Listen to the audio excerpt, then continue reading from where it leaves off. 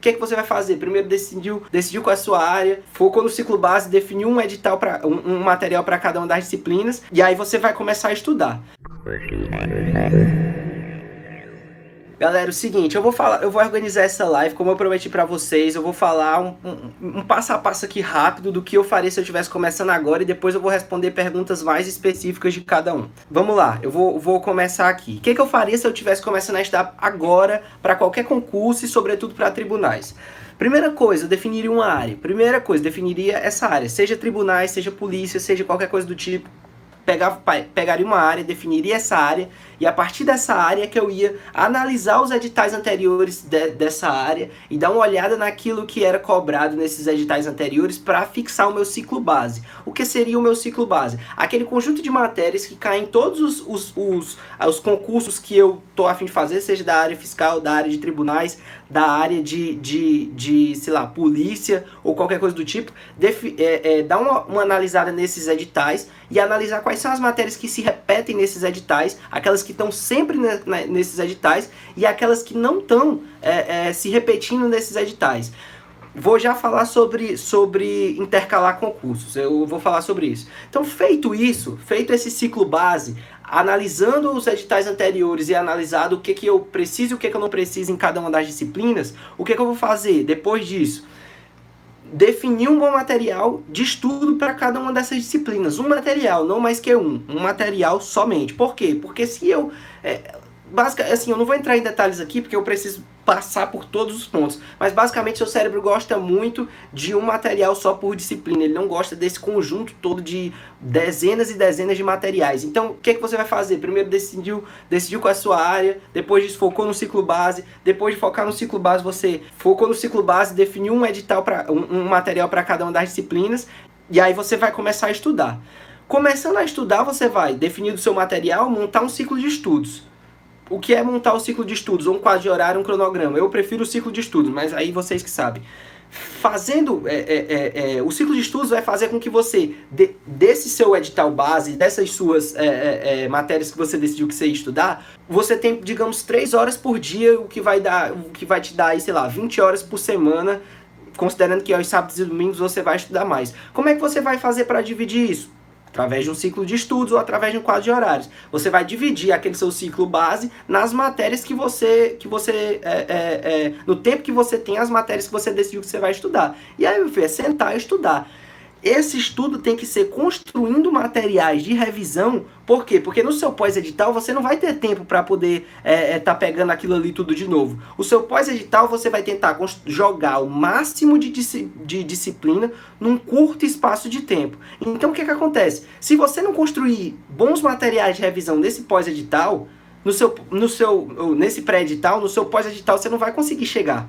Porque não vai dar tempo. Então, o que você precisa fazer é exatamente isso. Construir bons materiais de revisão para que no seu pós-edital você chegue lá e consiga vencer as surpresas. Por quê? Porque além do ciclo básico que você definiu, algumas matérias vão vir ali de brinde, digamos assim. Num ciclo básico de TRTs, por exemplo, eu não ia prever nunca que no meu concurso ia cair o regimento interno, que para cada tribunal é um, sustentabilidade, que no meu TRT caiu e em outros TRTs não caem, e enfim, assim vem.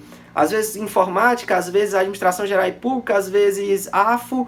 No meu outro TRT veio AFO e veio administração geral. Não, veio AFO e... que foi, meu Deus? Foi a administração, mas foi uma administração feita. Não teve realmente administração, não. A outra foi AFO.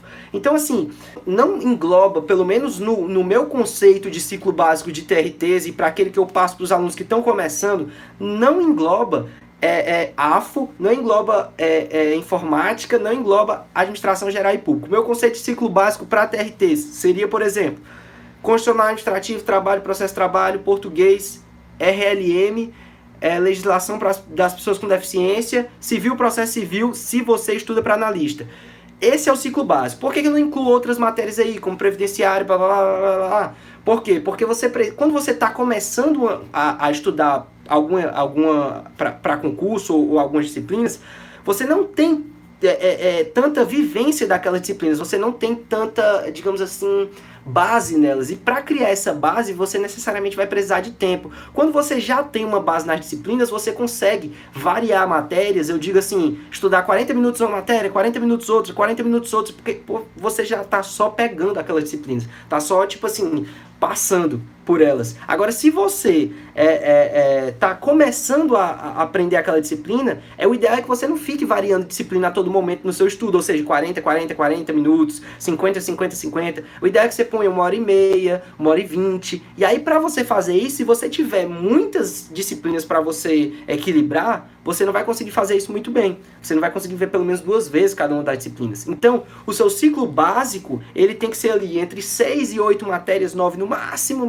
se você tiver mais tempo para estudar. E aí, ao longo do que você for evoluindo nas disciplinas do ciclo básico, você vai incluindo as outras, que são aquelas disciplinas um pouco mais periféricas, e diminuindo o tempo naquelas que você já tem uma base e aumentando o tempo naquelas que você está começando a pegar agora.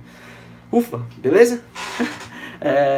Vamos lá. Então, peguei o ciclo básico, do ciclo básico eu comecei a estudar, dividindo meu tempo e comecei a estudar. Aí eu vou começar a estudar produzindo materiais de revisão para o meu pós-edital. Essa construção de materiais de revisão, ela não é uma construção de material de revisão simples. Você tem técnicas para produzir os materiais de revisão. Dentre elas, mapas mentais, a marcação da letra da lei, que ela não é uma marcação comum, ela tem que ser uma marcação, digamos assim, enfim, uma marcação que eu explico como é que faz. Então tudo isso vai impactar no seu pós-edital. Só que isso demandaria um Skype novo aqui para eu falar. Então assim, en passant, é mais ou menos isso. Deixa eu recapitular para quem chegou depois e perdeu o começo da live. Vamos lá. Eu tô aqui, peguei o meu edital, defini meu ciclo básico, ou seja, defini minha área, da minha área eu defini o meu ciclo básico de acordo com os editais daquela área. Definido o meu ciclo básico, eu escolhi um bom material para cada uma das disciplinas. Escolhido um bom material para cada uma das disciplinas, eu agora vou fazer um ciclo de estudos. E dos ciclos de estudos eu vou começar a estudar pelo aquele material que eu defini, cada um das matérias, produzindo bons materiais de revisão para chegar no pós-edital. O pós-edital já é outro tipo de estudo, não é o mesmo estudo do pré-edital e assim por diante. No pré-edital, o seu objetivo porque assim, no pré-edital, o seu objetivo não é simplesmente necessariamente aprender tudo. O seu objetivo é organizar tudo, para que no pós-edital você consiga jogar o máximo de conteúdo possível em um curto espaço de tempo. Porque as pessoas têm uma ideia que é tipo assim, no seu pré-edital, como é que eu posso explicar isso? Vou pensar uma maneira de explicar. As pessoas, elas têm a ideia de que quem é aprovado tem uma memória tipo ultra, hiper, mega foda, que conseguiu ler aquilo 6 meses antes da prova e conseguiu lembrar no dia da prova. Isso não existe, pessoal. Não existe. Não existe isso. Não existe ninguém que lê alguma coisa. Pode, assim, é meio babaca da minha parte falar que não existe ninguém. Óbvio que deve existir alguém. Existe alguém que consegue fazer isso? Existe, mas nas médias, sempre dando aquele discurso para as médias. Nas médias, as pessoas não leem alguma coisa e vão se lembrar exatamente no nível de profundidade que é cobrado num concurso para responder uma questão 6 meses depois. Então não dá para você estudar uma matéria e achar que esse seu estudo inicial aqui dela no pré-edital vai ser o estudo que vai te levar a acertar aquela questão no pós-edital. Não vai ser. Não vai ser esse estudo.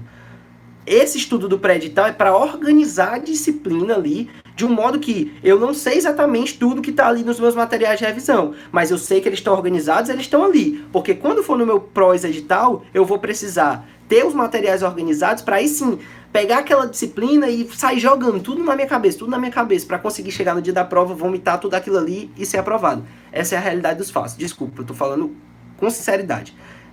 Eu voltei da minha prova no meu avião, deletando, jogando fora tudo aquilo que eu aprendi. Não tudo, né? Obviamente, também, enfim. Mas grande parte do que eu aprendi que simplesmente não ia me servir mais de nada na minha vida. Eu, sim, sirvo muito direito de trabalho, processo de trabalho, alguma coisinha ali de direito administrativo, embora eu seja apaixonado pela matéria de direito administrativo. Infelizmente, para o meu ofício serve muito pouco.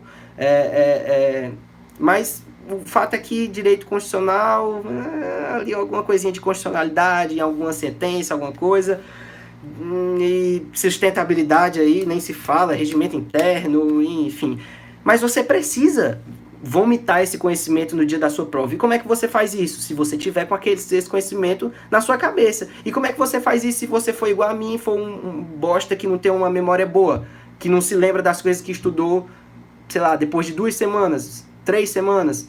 Você constrói materiais de revisão que façam com que você consiga revisar. Assim como eu revisava, 7 dias antes tudo, 6 dias antes tudo, 5 dias antes tudo, 4 dias antes tudo, 3 dias antes tudo, 2 de treino, e assim por diante. Mandem perguntas agora, questionamentos, por favor, que eu vou responder o máximo possível. Prometi que ia passar meia hora aqui nessa live, porque já tá ficando tarde, eu preciso também dormir, mas, enfim, mandem questionamentos, que os questionamentos vão me ajudar a saber o que vocês estão querendo mais saber.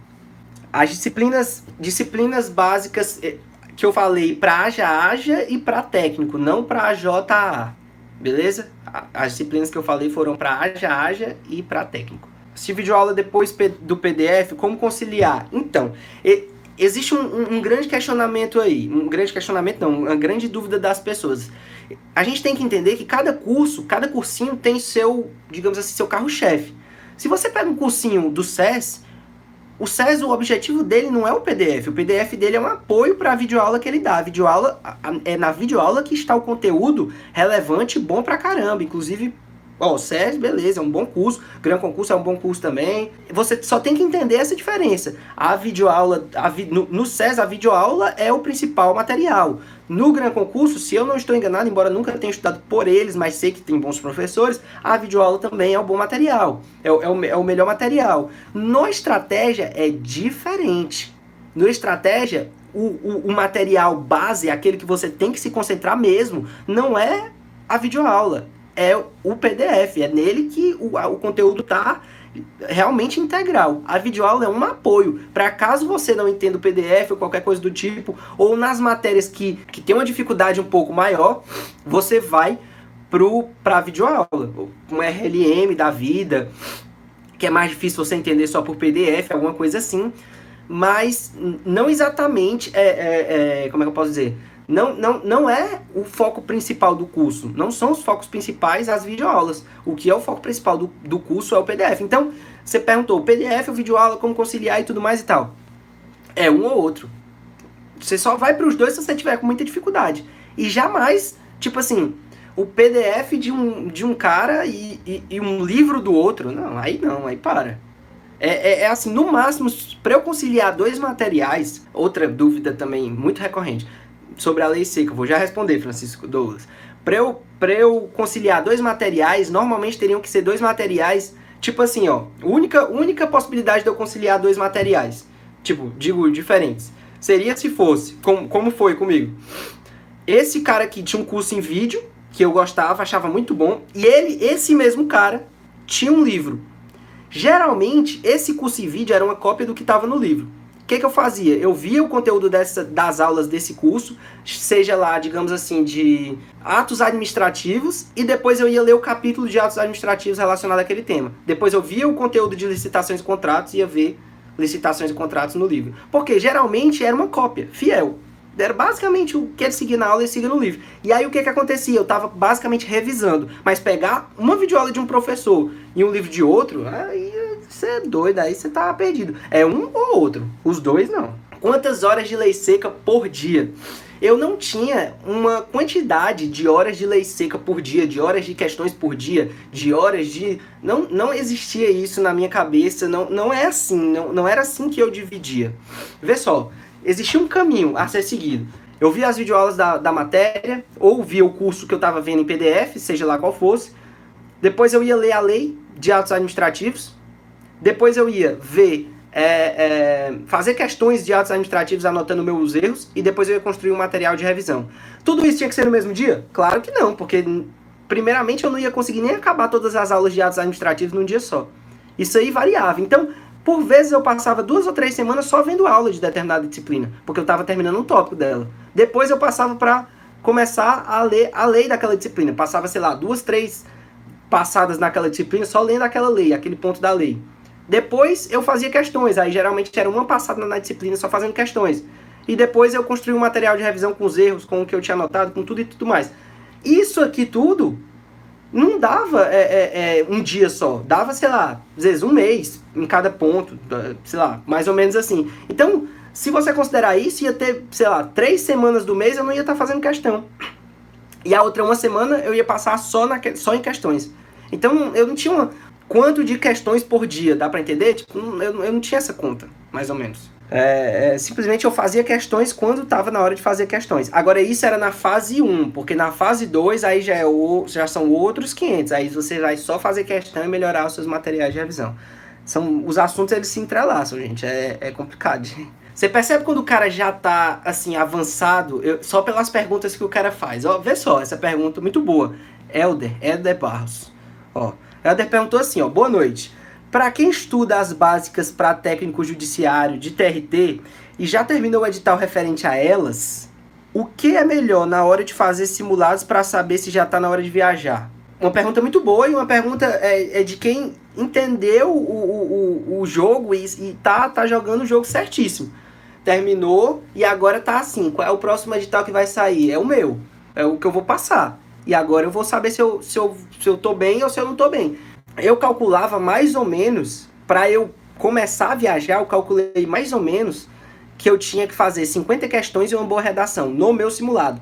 Porque eu considerava que na minha prova original eu ia cair um pouco o meu percentual de acertos.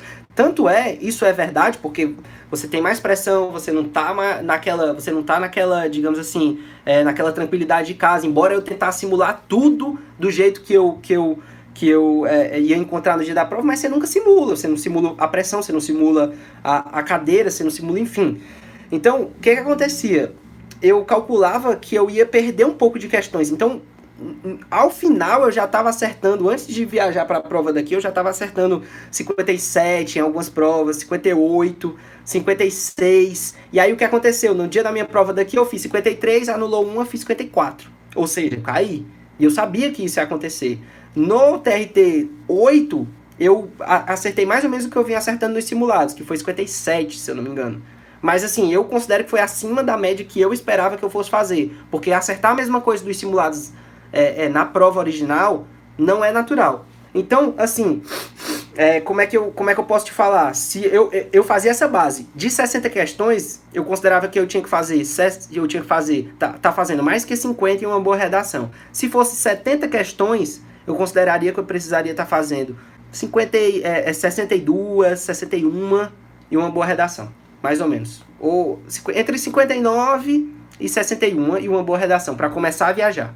Eu faria isso. Antes disso, eu não viajaria. E é melhor baixar provas anteriores ou gerar simulados? Boa pergunta do Eder também. Eu comecei fazendo simulados baixando as provas anteriores, ou seja, provas de TRTs anteriores. Só que chegou uma hora que eu fazia simulado todo domingo e parou de ter. Acabaram os simulados até tipo 2014, porque antes de 2014 as provas costumavam ser, assim, de um nível bem diferente do que é hoje. Então, assim, eu considerava que não valia tanto a pena a gente simular. Eu até peguei alguns de 2013, mas poucos. Depois que isso terminou, depois que terminaram essas provas, eu comecei a gerar simulados. Como é que eu gerava simulados? Eu gerava simulados, mini simulados das matérias de direito e pegava uma prova da FCC, de, sei lá, TRE, ou de uma prefeitura, ou qualquer coisa do tipo, de português e jogava junto. Mais ou menos deu pra pegar aí como é que eu fazia? Viajar pra sentir um friozinho na barriga vale a pena? No meu entender, não. Ainda mais se você não tiver dinheiro pra gastar assim, de boa. Vamos lá. Redação é também uma questão que eu acho que renderia... Mas resumidamente, assim, vou tentar aqui dar uma passada. Uma redação por semana no pré-edital, pelo menos... Não faria menos que isso, uma redação por semana. E aí, a partir dessa redação, você mesmo dá uma avaliada nela e pensa se você precisa realmente de um cursinho ou se não. Eu, por exemplo, não fiz cursinho de redação. Mas, às vezes, se você observar que você está tendo muita dificuldade para poder dissertar sobre os temas, eu faria um cursinho sim.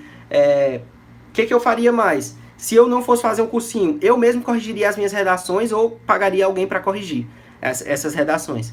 Pegaria duas horas na semana para isso. Uma redação no domingo, ou enfim, no final de semana, e 1 hora na semana para pesquisar sobre temas polêmicos, temas de provas anteriores da FCC. Iria criando um caderno com citações, com coisas que eu consideraria, com coisas que eu considerava importante para colocar em uma redação da FCC se tivesse.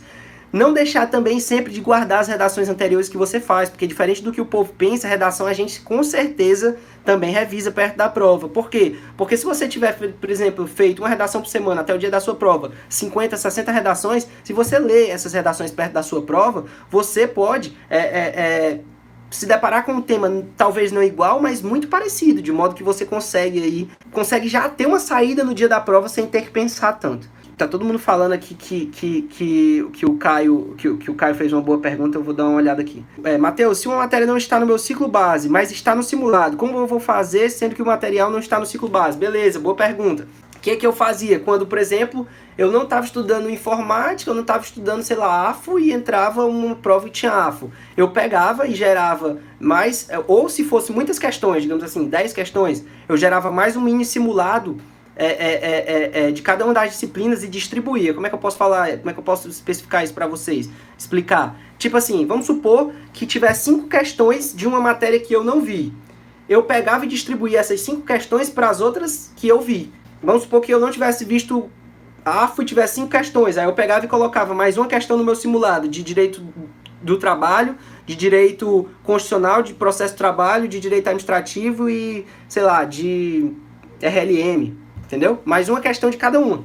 E aí dava as 60 questões, porque aí eu ia ter uma ideia de mais ou menos quanto é que eu ia acertar fazendo as 60 questões também, mas óbvio, sem fazer aquela matéria que eu não estava estudando. Alguém me perguntou anteriormente, eu tô lembrando aqui agora, tá? Porque o Igor falou que está em dúvida entre INSS e TRT. Alguém me perguntou anteriormente sobre conciliar. Eu não aconselho conciliar TRTs com INSS, não aconselho. A não ser que você já esteja no nível de TRTs bem alto, assim, onde você já venceu o ciclo base, já está bem em todas as disciplinas, já criou materiais de revisão. Aí sim vale a pena você dar uma olhada aí, sei lá, pensar em alguns outros concursos. Se você começou a estudar agora, se você está começando agora, se você está ainda na fase 1, construindo bons materiais de revisão, simplesmente não vale a pena você querer conciliar várias provas, porque você precisa ficar bom em alguma delas para poder começar a ser um concorrente forte, entendeu? Então assim, eu pensaria em focar ao invés de tentar conciliar, porque já está difícil para quem está focando, imagine para quem está querendo conciliar TRT, TRF, INSS,